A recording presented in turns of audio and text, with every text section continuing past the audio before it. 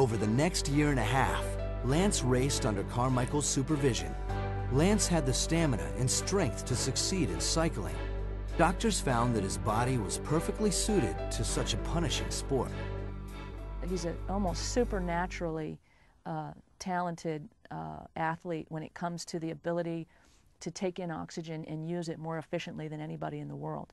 He can ride longer and harder than anybody, and he can absorb more physical pain than just about anybody. What Carmichael taught Lance was discipline. I think what Chris Carmichael did was put a brain inside that body, a cycling mind. By 1992, the 20-year-old Armstrong was a force to be reckoned with in the amateur cycling world. Going into the Olympics in Barcelona, he was considered a favorite to win. However, the Olympics proved to be a disappointment for Lance. He finished 14th in the road race. But it was in Barcelona that Lance came to the attention of Jim Akowitz, the manager of the Motorola cycling team. He asked Lance to join. So a few weeks later, Lance entered his first race as a professional cyclist. It was a cold, soggy day in Spain, and Lance fell behind the pack early. He ended up coming in last. He didn't quit, and his teammates, I think, thought he was crazy. When he got to the finish line, they were already tearing down the staging of the race.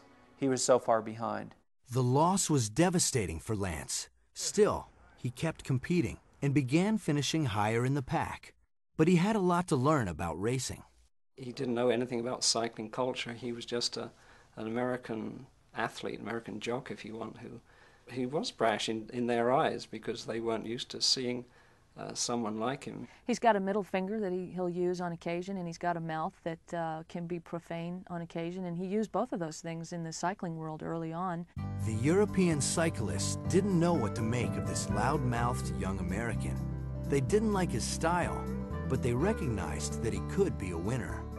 Even though he had enemies and people that really thought that he was a brash, young, cocky American kid, they were scared of him on the bike.